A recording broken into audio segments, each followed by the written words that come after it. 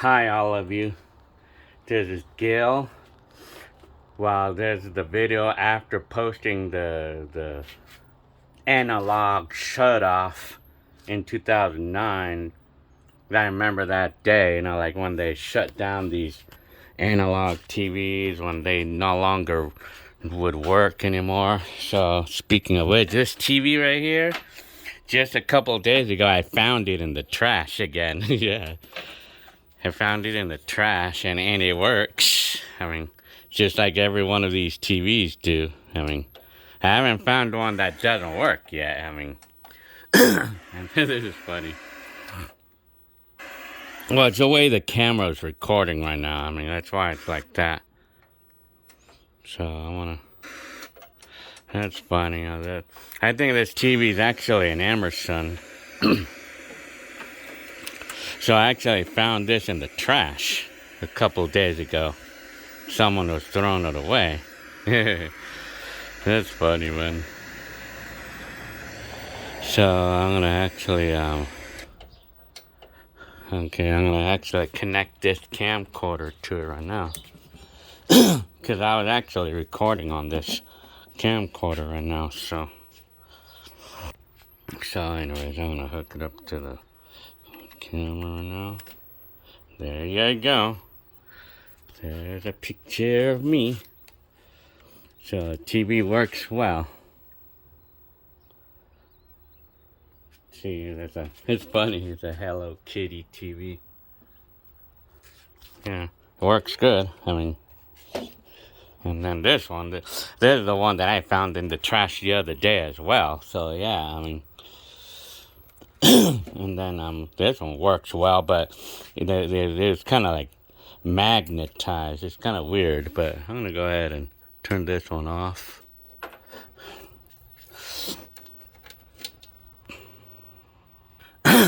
Well, well, we all saw that video just right now where the analog TV no longer works. Like, it's not gonna have a signal anymore. So, like, no matter what you do.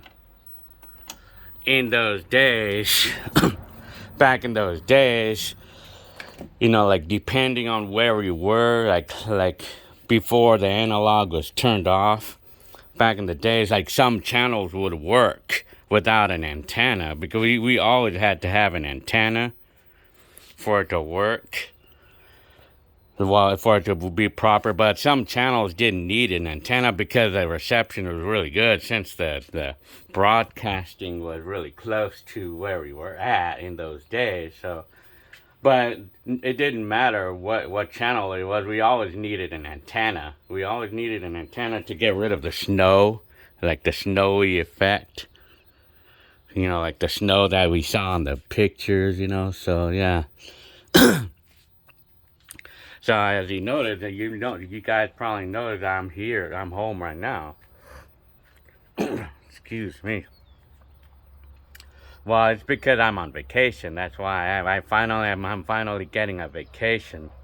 So, and I'll get another week, like something later on in the year. Like, I'm actually saving my vacations, like, for the ending of the year. But I picked out this week because my mom was gonna be off for a week, and no one was gonna be able to pick up my kids and stuff. So I want to try to get my kids. I want to, like, get them to know how to use a bus, because at any time, we never know when they might need to ride the bus home. Because there's a bus that can actually take them from the school that they're at to drop them off around here. Close enough to here. So yeah, anyway, yeah, this week's been this week was kind of hot, this week. But I think this might be the last week of being hot. I don't know. But, October is kind of known to get hot, sometimes. We didn't get a lot of heat waves this year so far, anyway. At least so far. So I'm celebrating the year anniversary of being in this house now. So yeah, because I can remember Excuse me again about the coughing. I was doing that in the other video too. In the 2009, I was coughing the same way I am right now. So anyways, yeah, remembering like all the things like, like this to sell the old house and then to buy this one. I mean, like it was a double whammy, like double two things that we had to do. I mean, sell the house, everything. We had to hope everything was gonna go well. Selling the house, especially when they were offering more money than the asking price, and we had to be sure the appraisal was gonna be good on that. That was stressful. Now I would probably have to say that's probably one of the most stressful parts about buying and selling a house, really. I mean, that's me. I mean, but of course, like the thing that's stressful about buying and selling a house or any transaction, like, is like so many hurdles we could miss. Like there's so many hurdles to jump over when buying and selling a house. When buying or selling a house, a lot of hurdles. It's like we have to jump a lot of hurdles, I mean, a lot of them, And if you fail to jump one, even just one hurdle, it's gonna crash. Everything's gonna crash, like, because escrows have that nasty habit of like crashing at the last minute for some people, Well, anyways, I'm just remembering that from last year. I mean, a year ago. I mean, been here a year now. I mean, a little over a year, and I'm happy. I mean, I don't regret it. I still don't regret it. I mean, anyway, I mean, I don't regret the move because now in today's times we can't. Like we're stuck with the house now, but I don't care. I'm happy. I want to stay stuck here. But as long as we have 3% and it's gonna stay there. So I mean, so anyway, this is me a year later. Talking about the analog TVs and yeah, I mean the video and this TV that I found in the trash, Again, like I said, I haven't found one that didn't work, like I guess, well, this TV is actually a 2002. 2000. So right now on my vacation, I got 2 more days left. What I want to do is I wanted to actually I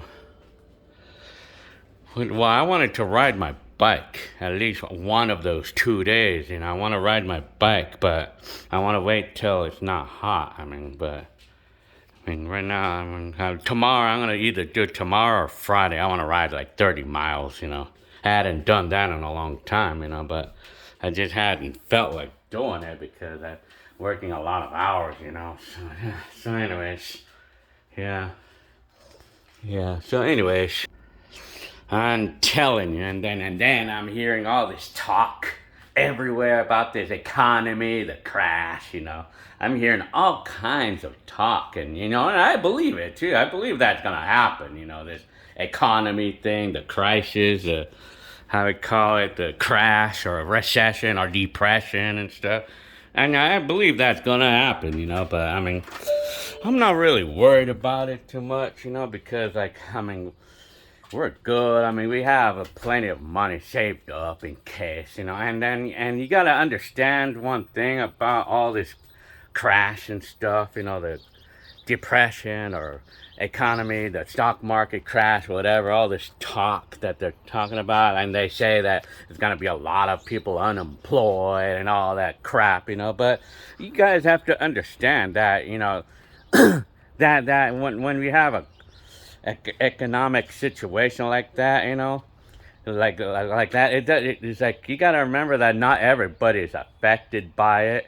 Not everybody will be affected by it, like, I mean, some jobs are resistant, some jobs are, how we call it, recession proof.